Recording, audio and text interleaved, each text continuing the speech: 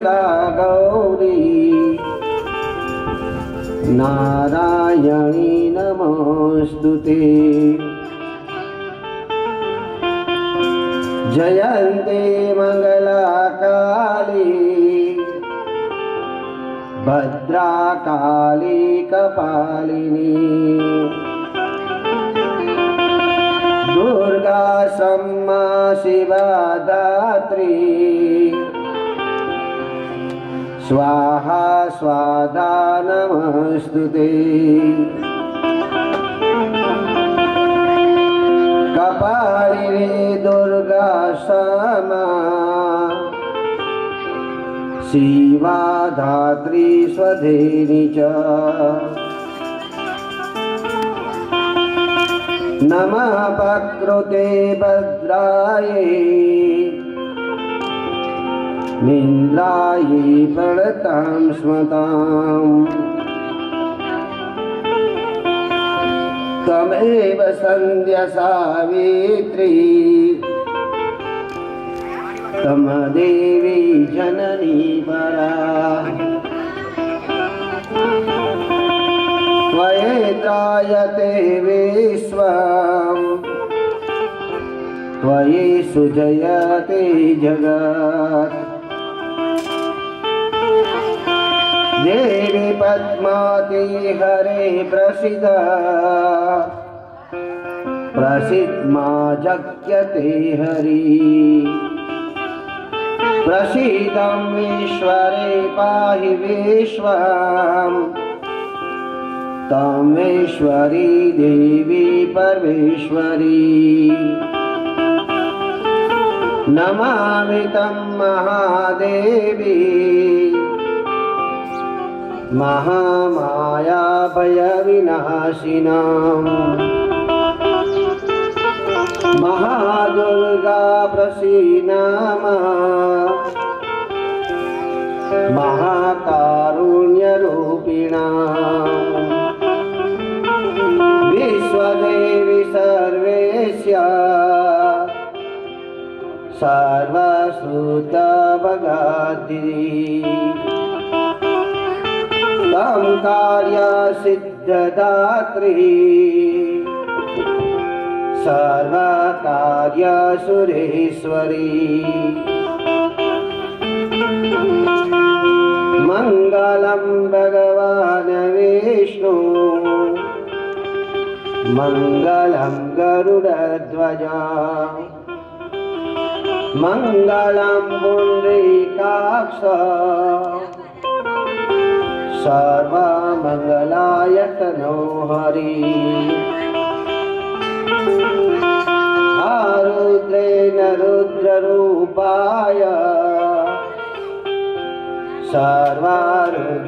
सर्वरुद्रसमाहिता। पृथ्वीलोके रुद्राय च कार्यसिद्धफलेस्तु ते। राजराजेश्वरी दया करनारी सर्व जगत को पालन करनारी मां परमेश्वरी जगत जननी मां अंबाजी मां ખોડિયારના સાનિધ્યની અંદર આપણે આ કથાનું શ્રવણ કરી રહ્યા છીએ। ત્યારે છઠ્ઠા દિવસે મહાકાલ રાત્રે જન્મ કરી ભગવાન જેણે પૃથ્વી ઉપર 4 વેદો અને 18 પુરાણોની સ્થાપના કરી છે એવા વેદ રચયિતા વેદવ્યાસજીને નમન કરી માં સરસ્વતીની જેમની પર અસીમ કૃપા વરસી રહી છે એવા શાશ્વતોને નમસ્કાર કરી ભગવાનનું ગુણગાન ગાવા માટે હંમેશને માટે તત્પર રહેતા ભગવાન વેદ બ્રહ્મયા સ્વરૂપી બ્રાહ્મણોને નમસ્કાર કરી આપ સર્વ શ્રોતાગણો ના હૃદયની અંદર વસતા ઉત્તમ શ્રોતાઓને નમન કરી રહીજ ગામની પૂર્ણ ચેતનાઓ પવિત્ર અસ્તિત્વ તેમજ રહિત ગામના સમસ્ત દેવી દેવતાઓને નમન કરી આજનું મંગલ પાલન કરી રહ્યા છીએ. તો પ્રથમ માતાજીના ચરણોની અંદર પ્રથમ એક માનું ગાન ગાય માના ચરણોની અંદર ભક્તિ ગીત અર્પણ કરી 2 પુષ્પ અર્પણ કરી અને આપણે આગળનું કથન કરીશું.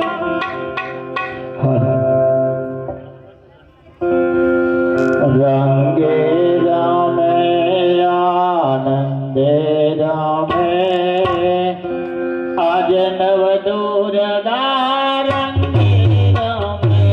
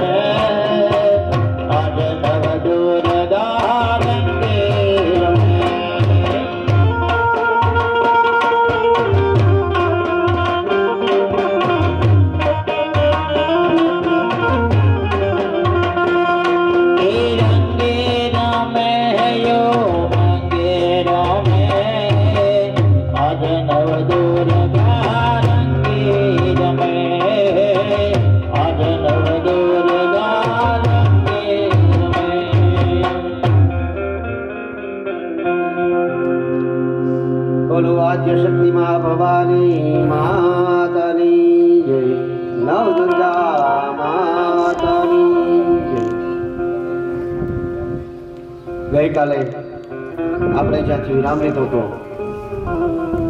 ત્યાંથી આજનું કથન આગળ ચાલી આવીએ છીએ. કાલે આપણે ગંગા મૈયાનું પ્રાગટ્ય કરી લીધું. મેં પહેલે દિવસે કીધું હતું કે આપણે એક દિવસ મોડા ચાલી રહ્યા છીએ. અહીં ગંગાને ત્યાં જે પેલા 7 પુત્રનો જન્મ થાય છે એ 7 પુત્રને ગંગા લઈ જાય છે અને પાણીમાં પધરાવી દે છે.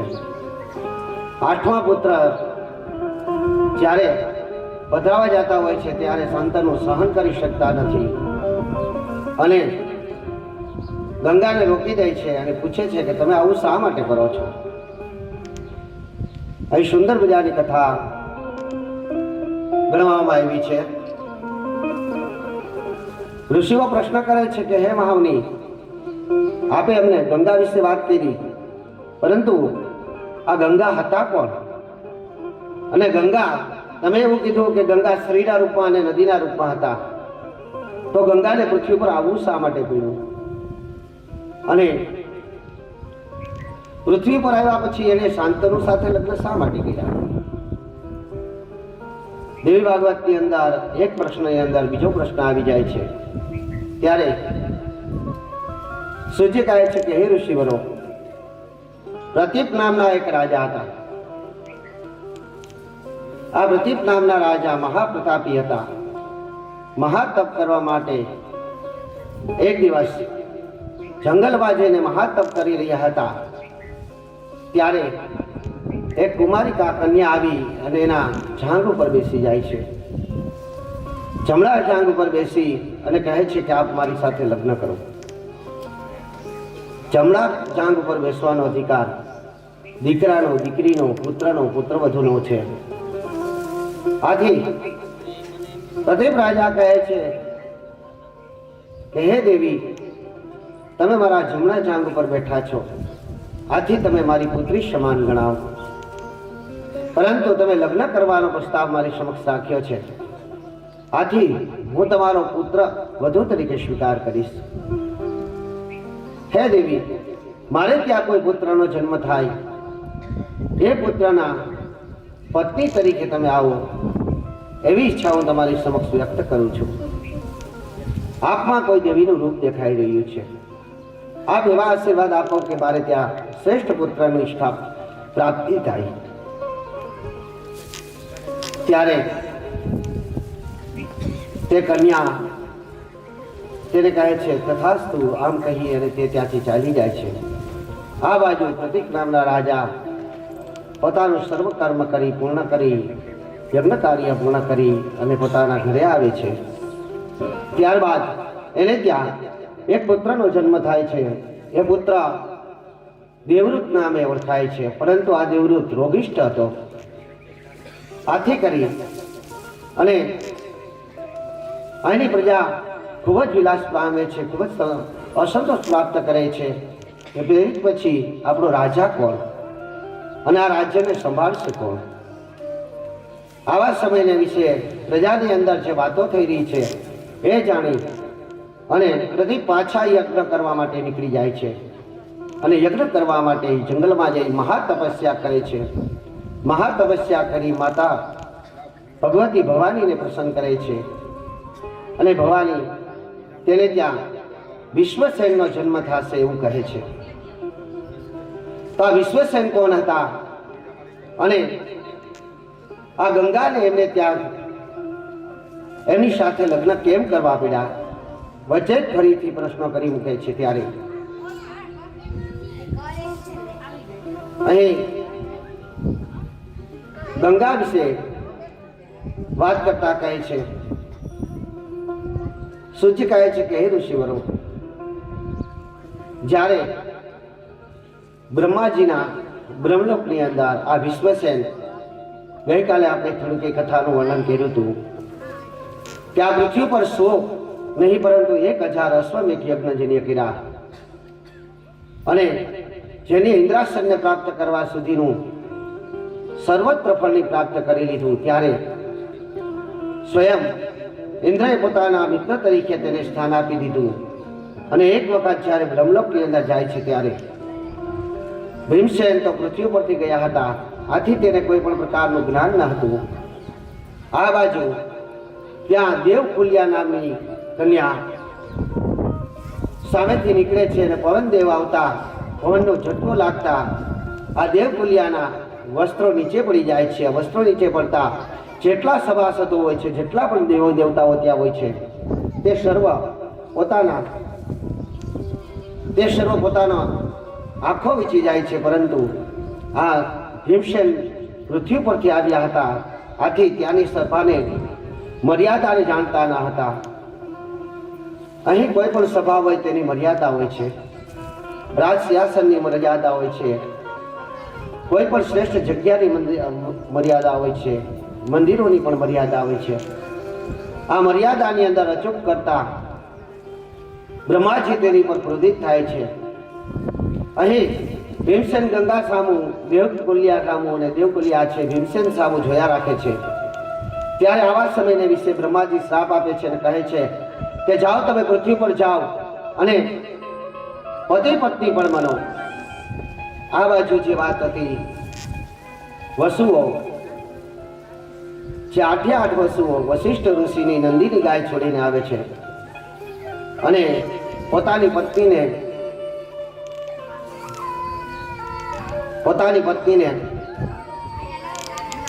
રાજી કરવા માટે તેને નંદીની ગાયને ચોરી હતી. આથી કરી અને વશિષ્ઠ જે શ્રાપ આપે છે, શ્રાપથી લઈ ના વસુઓ સંતાપ પામે છે, દેવીની આરાધના કરે છે. અહીં તેઓ વશિષ્ઠને પ્રાર્થના કરે છે. વશિષ્ઠ તેની પર રાજી થાય છે અને આ 7 જણાને કોઈ વિવિધ તુલ્ય મુક્તિ અપાવી શકશે એવું વચન આપે છે.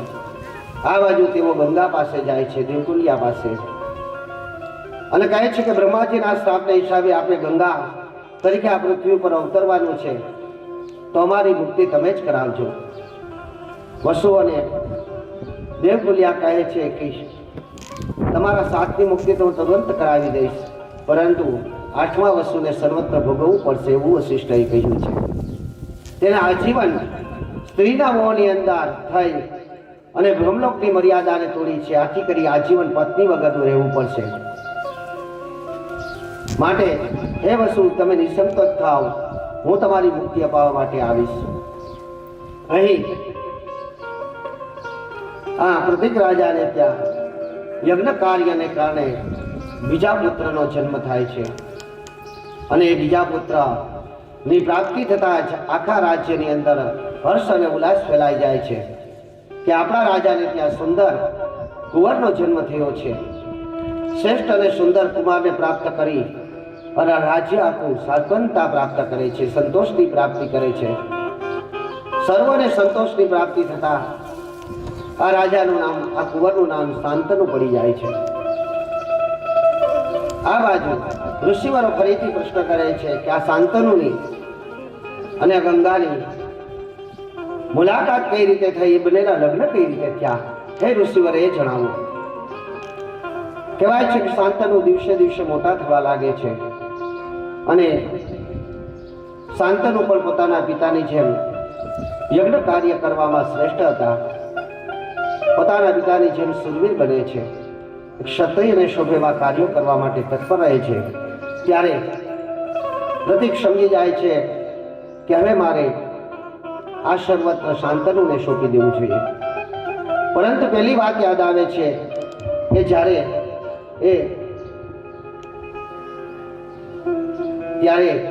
યજ્ઞ કાર્ય કરતા હતા ત્યારે એની જાંગ ઉપર આવીને કોઈ કન્યા બેઠી હતી અને એ કન્યાને એવું કીધેલું હતું કે મારા પુત્રની પત્ની તમે બનજો, મારા પુત્રવધી તરીકે તમે પધારજો. અને એ ફરીથી જંગલમાં જ મળશે એવું મેં કીધું હતું. આથી કરી એ જંગલમાં જ તેમને મળી શકે. આથી કરી શાંતનુને કહે છે કે તમે જ્યારે પણ જંગલમાં જાઓ અને કોઈ કન્યા તમારી સામે લગ્નનો પ્રસ્તાવ રાખે તો એને વધારે કોઈ પ્રશ્ન નહીં કરતા એનો સ્વીકાર કરી લેજો. શાંતનુ પિતાની આજ્ઞાનું પાલન કરવા માટે તત્પર રહેતા હતા. પિતાજીની ઈચ્છા પ્રમાણે પોતે કરશે તેવું પિતાજીને વચન આપે છે. શાંતનુ પણ જંગલની અંદર જઈ અને શિકાર કરવાના પણ શોખીન હતા. એક દિવસ તે વિશે તે જંગલમાં ફરતા હતા ત્યારે એક સુંદર કન્યાને જુએ છે અને એ કન્યાને જોઈ અને તેના તરફ આકર્ષાય છે. આ બાજુ તે કન્યા પણ શાંતનુને જોઈ આકર્ષાઈ જાય છે, પરંતુ તે કન્યા જાણતી હતી કે શાંતનુ ખુદ જ મને પ્રસ્તાવ રાખશે. આથી તેના હું માત્ર હાસ્યમુખ કરે છે. કન્યાને હસતી જોઈ શાંતનુ તેની પાસે જાય છે અને પ્રશ્ન કરે છે કે હે દેવી, આપ કોણ છો? આપ અપસરા પણ આપની સામે લાજિત જાય એટલા રૂપવાન છો, ખૂબ જ સુંદર ગુણવાન છો. આપનું તેજ મારી આંખોને વિજી દે છે. આપનું તેજ હું જોઈ શકતો નથી. મહાપ્રતાપી અને દુર્લભ કન્યા છો. સાક્ષાત દેવલોકમાંથી કોઈ આવ્યા હોય એવું મને લાગે છે. ત્યારે તે કન્યા માત્ર ને માત્ર હાસ્ય આપે છે. ત્યારે શાંતનુ ફરીથી પ્રસ્તાવ રાખે છે કે હે દેવી, આપને જો યોગ્ય લાગે તો હું તમારી સાથે લગ્ન કરવા માંગુ છું. પેલા પોતાની ઓળખાણ આપે છે કે હું આ દેશનો રાજકુમાર છું અને તમને રાણી બનાવીને રાખીશ. યુવરાજ તરીકે હું ઘોષિત થઈ ચૂક્યો છું. તમે મારા સાથે પાણી ગ્રહણ બની કરી મારી પત્ની તરીકે જો મારો સ્વીકાર કરો તો તમને મહારાણી બનાવીશ.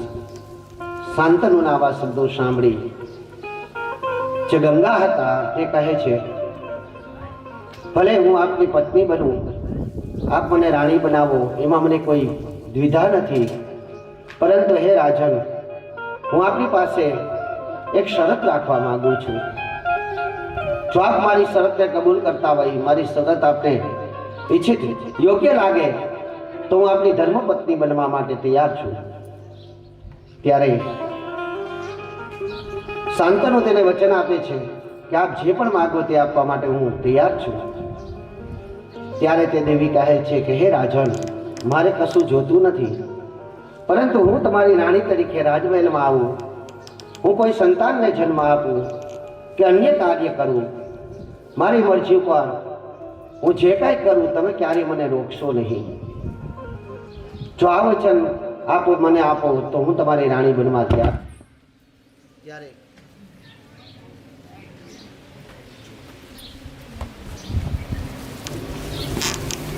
ત્યારે તે શાંતનુ છે તે ગંગા સાથે લગ્ન કરે છે અને ગંગા સાથે લગ્ન કરી